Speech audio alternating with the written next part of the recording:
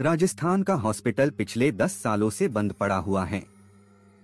इस हॉस्पिटल के बंद होने का कारण को यह बताते हैं कि 10 साल पहले इस हॉस्पिटल में डॉक्टर सागर रहा करते थे। वो इस हॉस्पिटल के एक सीनियर डॉक्टर थे, पर एक दिन डॉक्टर सागर हॉस्पिटल की छत पर टहल रहे थे, तब को कुछ लोगों ने डॉक्टर सागर को मारकर पानी की टंकी में डाल दिया था और उनकी मौत के कुछ दिनों बाद से ही इस हॉस्पिटल हॉरर एक्टिविटी होने लगी और उसके बाद हॉस्पिटल में कई लोगों को की लाश छत पर पड़ी मिलती थी और कभी कभी तो खुद डॉक्टर सागर को कई लोगों ने हॉस्पिटल में घूमते देखा था, जिसके बाद इस हॉस्पिटल को बंद करना पड़ा था और आज भी कोई उस हॉस्पिटल नहीं जाता।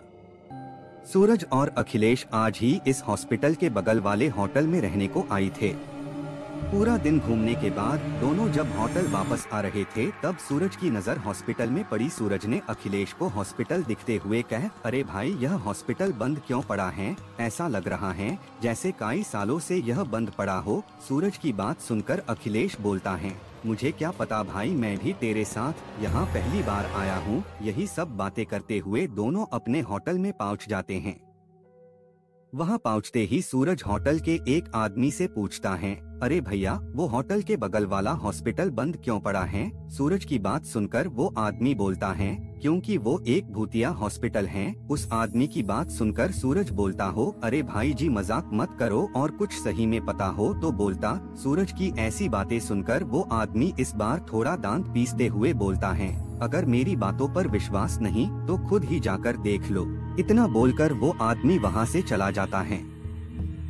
उसके जाते ही अखिलेश सूरज से बोलता है, अरे तू भी कहाँ इस पागल की बातों में आ रहा है? पर सूरज तो जैसे अब उस हॉस्पिटल में जाने का मन बना बैठा था, इसलिए वो अखिलेश से बोलता है, यार एक बार देख के आने में क्या जाता है, चल आज देख कर ही आते हैं। वो आदमी सच बोल रहा था या झूठ? अखिलेश सूरज की ऐसी पागलों भरी बातें सुनकर सूरज को समझाते हुए बोलता है, तू पागल तो नहीं हो गया है? और वैसे भी हमें क्या मिलेगा उस आदमी को झूठा साबित करके? सूरज एक बार और कोशिश करते हुए अखिलेश से बोलता है, भाई तुझे अपनी दोस्ती की कसम, तू मेरे साथ आज रात को उस हॉस्पिटल में चल रहा है। अखिलेश जानता था सूरज बहुत जिद्दी है और अब वो वहाँ जाकर ही मानेगा, इसलिए अखिलेश सूरज की बात मान जाता है और दोनों रात के 12 बजे उस हॉस्पिटल में जाने का प्लान बनाते हैं।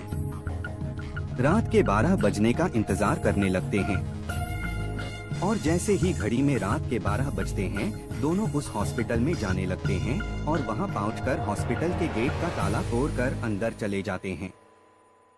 अंदर जाने के बाद दोनों एक एक कर हॉस्पिटल में हर जगह देखने लगते हैं कि कुछ तो भूतिया हो, पर उन्हें सिवाय धूल के वहाँ कुछ नहीं देखता। अभी अखिलेश सूरज से बोलता है, भाई मुझे तो इस हॉस्पिटल में कुछ भी भूतिया जैसा नहीं दिख रहा, चल यार अब होटल चलते हैं, फालतू का टाइम वेस्ट कर रहे हैं हम वहाँ। सूरज के पास उसकी बातों का कुछ जवाब नहीं था, इसलिए वो भी बोलता है, चल यार मुझे भी लगता है वहाँ ऐसा कुछ नहीं है।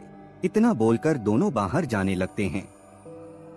तभी उनके पीछे से किसी की आवाज आती, कौन हो तुम लोग? आवाज सुनकर जैसे ही सूरज और अखिलेश आपने पीछे को मुड़े तो उनके होश उठ गए और उनकी रगों में बहता खून जम सा गया, क्योंकि उन दोनों ने देखा उनके सामने एक बड़ा ही भयानक सा आदमी खड़ा था। क्योंकि उस आदमी सर कटा हुआ था और उसने अपने सर को हाथों में पकड़ रखा था। उस आदमी को देखकर सूरज डरते डरते हुए उसे बोलता है, कोको कौन हो तुम? सूरज के इतना बोलते ही वो आदमी पहले तो जो सर उसे आपने हाथों में पकड़ रखा था उसे उसने अपनी गर्दन पर रखा और अपनी भयानक आवाज में कहा, मैं डॉक्टर सागर हूँ और तुम मेरे पैसाड़। इतना बोलकर वो सूरज और अखिलेश के हाथ पकड़ लेता है और घसीटता हुआ अपने साथ ले जाने लगता है। वो डॉक्टर सागर उन दोनों को अपने साथ ऑपरेशन थिएटर ले जाता है। पहले तो वो अखिलेश को एक कुर्सी में बांध देता है, उसके बाद सूरज को ऑपरेशन थिएटर के बेड पर लेटा देता है और कैंची से उसका पैर काटने लगता है और काटते काटते सूरज के दोनों पैर लग कर के रख देता है। सूरज दर्द से तड़प और चिल्लाए जा रहा था, पर उस डॉक्टर सागर पर उसका कोई असर नहीं हो रहा था।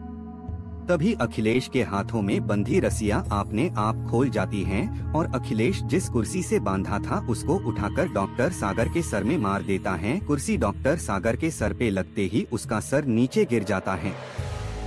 अखिलेश थोड़ा भी खुश हो पता उसे पहले ही डॉक्टर सागर का सर आपने आप उड़ता हुआ डॉक्टर की गार्डन में लग जाता है।